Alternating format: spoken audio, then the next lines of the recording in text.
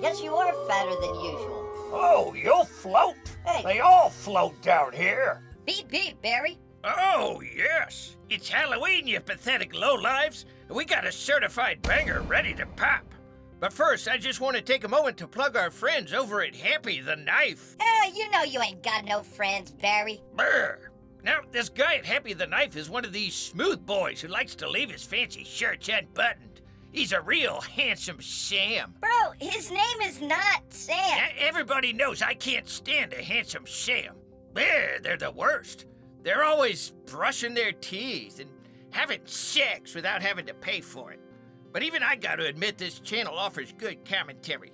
So if you're into scary movies, it's time to get off your luscious crack and subscribe to Handsome Sam. Barry, his channel's called Happy the Knife. They're gonna be doing a whole Halloween extravaganza. Man, look how presentable this guy is. Meanwhile, you, Barry, look like Yucko the Clown's bowel movement when he's hungover. Brr. That reference is more archaic than the diaphragm your mother pops inside of herself right before we... Hey, what the f*** did you say to me? That's right, Fly. Tonight I'm Barry Wise the Clown, destroyer of worlds, king of the sewers. Yeah, well, the only people you're capable of scaring are preschoolers right after you down a fifth of vodka and piss your pants in the Walmart parking lot, Barry. It's Barry Wise. More like, Barry Wide. Face it, Fly, your jokes are weak.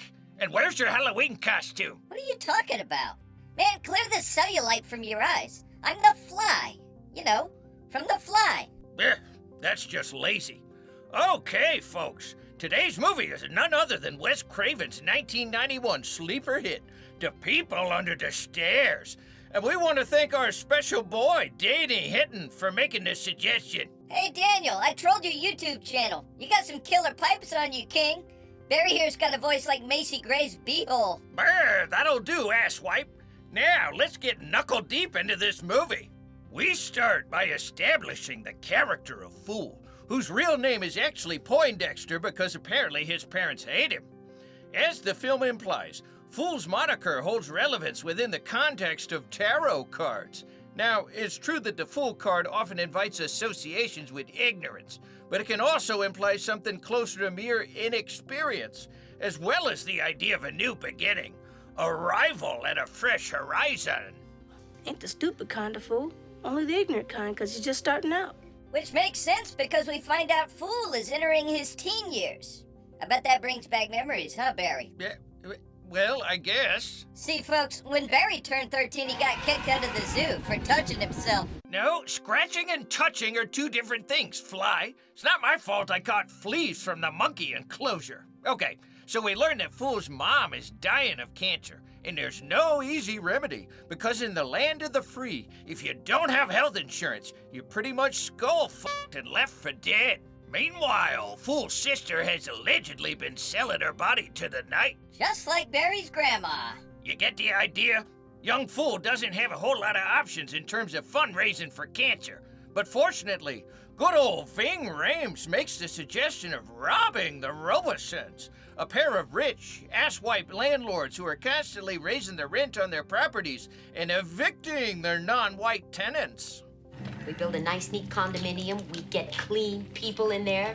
Yeah, they're trying to gentrify them shits like it's late 90s Brooklyn. Now, this isn't part of the review, but goddamn, Ving, I dig that shirt. Anyway, throughout the movie, the Robesons mainly go by the names Mommy and Daddy. And you Twin Peaks hipsters will recognize Everett McGill and Wendy Robie from their roles as Big Ed and Nadine. Okay, obviously Fool doesn't want his ma to die, so he rides along with the Vingster and an up-and-coming Louis C.K. Now, Mommy won't let Fool come inside to piss because he's too black. But funny man Louis C.K. is white enough to take a live stream, even if Mommy disapproves of his devilly demon ring.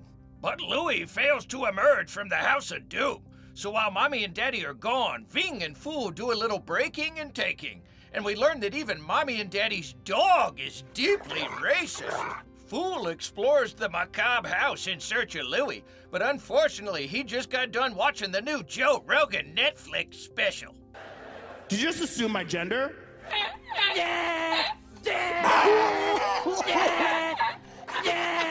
But Thank Christ Louis did manage to find this Chuck E. Cheese token before kicking the old dirt bucket. Yo, Clownberry, is it just me or does this movie sort of remind you of Nothing But Trouble with the whole trap house shtick? Well, you're not wrong. And later on we'll point out that there are even some connections to Home Alone. But the social commentary in People Under the Stairs is a lot more robust than that of the other stuff. Anyway, as the fly here has already implied, young Fool starts to realize that there's something very off about the House of Mayo. Mommy and Daddy clearly have a valuable coin collection, but there's something sinister living in the basement. Later, as Ving and Fool search for cover, it's implied that this house is tantamount to a kind of cartoonish Supermax prison. And in a development that surprises precisely no one, it turns out that Mommy and Daddy are big Ted Nugent fans. A terrified Fool flees the house's horrifying crawl space, and it's here that he meets Alice, the daughter who has never been outside. Yeah, and by the looks of things, she's also not in the habit of scrubbing down her bowl after burrito night. Anyway, Fool gets saved by this guy Roach, and there's plenty of dog and mouse action between these two and Prince, the intolerant dog. You know, some dogs hump the couch. This one humps the Confederate flag. Well, I don't get it. If they're so racist, why'd they name their dog after the king of pop? Because Purple Rain crosses all boundaries. Asswipe. Now, as Roach rescues Fool, we also have the first of many instances of delightful head trauma for Daddy. Gonna kill you! God damn, this old boy must have worse CTE than America's mayor of podcasting. Roach, by the way, had his tongue carved out by Mommy after she caught him reciting the poetry of Langston Hughes. Eventually, our little Fool gets captured and held captive in the basement, where he realizes that Mommy and Daddy and their captives are all running on a strict keto diet consisting of that sweet, sweet man jerky. We probably can't really show you this stuff because of YouTube's draconian policies about the red human groovy, but you get the idea. So Fool ends up meeting the people under the stairs, all of whom have been made captive by Mommy and Daddy over the years. Show us your tits! I mean, come on, it's not that bad. I've lived in places worse than this. It rubs the lotion on its skin. It does this whenever it's told. Yeah, send down a bucket of chicken and some wet wipe skin, man. I'm feeling peckish. Sadly, Roach gets winged during one of Daddy's horned-up hunting trips, and he's headed for that big coin collection in the sky. Roach! So, you're not gonna talk about Everett McGill's gimp suit? What is there to say? Clearly, Daddy gets a certain measure of erotic pleasure from stomping around his house, blasting hot lead into the walls. You saying he's a leather daddy? Who'd want to mess with any of us, huh? Listen, maybe we all need to admit that the stitching quality on this suit is beyond laughable. I mean, the seams are clearly way too tight, which is gonna make it virtually impossible for him to get on his knees. I mean, this is day one stuff. Whoa, what? And the leather clearly hasn't been waterproofed thoroughly. Just wait till he tries to play some wet games. Wet games? Bro! Yeah, it's gonna shrink up on him just like a... Whoa, Barry! You're scaring the viewers. God damn! From this point onward, most of the movie consists of Daddy chasing Fool and Alice throughout the house. But I'm not saying this to be dismissive. It's actually highly entertaining throughout. Now, Alice's Stockholm Syndrome is too severe for her to actually leave the house, but Fool manages a getaway, prompting us to encounter white folks' favorite black actor, who isn't Morgan Freeman. You do have enough to pay your rent for a while, say to the year 2000. Yeah, Grandpa Booker here appraises the coins and lets Fool know that he's got more than enough money to get online medical care for Mama. But he also lets it slip that Mommy and Daddy are living in sin. Wait a minute, brother and sister? Brother and sister. Oh, yes. Now, that detail is very hot, but it's beside the point. See, our beloved Fool is a double good kind of kid. He can't just walk away from the Hill House, knowing that Alice is still stuck in there, suffering the tortures of the damned. So he calls the cops and tells them some prejudiced white folks are throwing a tea party. And whoa, Nelly, it's off to the races. Well, everyone's talking about how much they miss going to Cracker Barrel. Fool takes an opportunity to sneak back into the Valkenvania house, where he breaks Alice free of her shackles. By now, Alice and the rest of the community have turned on Bad Mommy.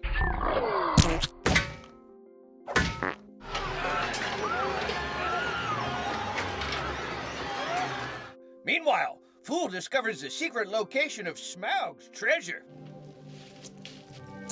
No wonder there's no money in the ghetto. And he also gets a perfect opportunity to pixelate Leather Daddy's peckerwood ass using a bunch of dynamite that was conveniently wired into the foundation of the house. And that's definitely highly plausible, so don't question it. Shut the hell up, it's a good movie. You got anything to add here, you stinking bug? See, Barry, this is why I don't like it when we review good movies. Half the time I end up agreeing with your bankrupt ass, and that's just depressing. Well, maybe if you weren't so preoccupied with I disagreeing. agree. Time to get paid! Okay, deadbeat parents, we got another one for the kiddos. Because let's face it, your child resents your very existence, and it's time to bribe him with material goods. That's right, folks. It's the My First Stunt Worker Adventure Playset by Minton Bardley. Chances are your dumbass kid loves jumping around on the couch, trying to stick the can in the blender, you know, running through the house with improvised explosives and all that jazz. Put that excess energy to good use. Your young'un can have it all, friends.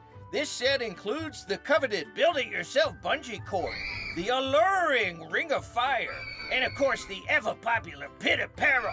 And we may be bankrupt, but we're feeling extra generous today. So if you act now, we'll get Minton Bardley to throw in the aquatic escape free of charge. You kids are gonna love it. Hell, be sure to record their adventures and put it all on YouTube. Yeah, that might come in handy when CPS pays you a visit. The promo code is closed casket. Game on! So, Barry, what's this movie doing? I mean, sometimes it's funny, but it seems like there's also some pretty heavy messaging. Yeah, well, clearly there's socio-political commentary here, and to some extent it dovetails pretty well with the first Poltergeist movie and its emphasis on shady real estate dealings. Mommy and Daddy are the epitome of the merciless asswipe landlords who make an active effort to displace marginalized citizens and essentially criminalize their entire existence. Meanwhile, the Mommy-Daddy mansion carries clear undertones of our own carceral system and its innumerable shortcomings. Take, for instance, this scene where Fool is calling for police assistance, but they seem either unable or unwilling to hear him. Police! Police! Ah, you saying it's a metaphor? And Daddy and Mommy are working constantly to maintain their wholesome facade. They've got their proverbial masks on when anyone comes over. And because they're able to whitewash their sordid affairs, they've been getting away with murder for decades. But we, the viewers, get to witness all the nefarious secrets that get overlooked. Yeah, it kind of reminds me of that shot from Blue Velvet where we get the well-manicured suburban lawn, but under the surface there's this whole society of insects that you dumbass humans don't even care to acknowledge.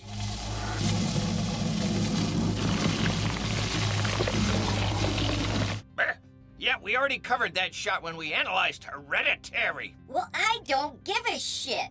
It bears repeating. And you look kind of like Fatso from that movie about the space clowns. Asswipe. There are also some disturbing psychosexual implications. And I don't just mean the fact that Mommy and Daddy seem to be banging, even though they're siblings. As we mentioned earlier, Daddy likes to suit up when he marauders about the house with his guns. It's as if the gimp suit serves as a totem or a conduit for his violent, libidinal desires. And yet, half the time Daddy's getting the piss knocked out of him while wearing the suit. Yeah, bro, because he gets off from taking all that punishment. And he also tends to get infantilized throughout the movie, relying on Mommy to make the important decisions. What did I do with the mommy? Which makes this movie even more disturbing. Yeah, by the way, Home Alone 2 totally stole that whole brick gag when it came out in 1992.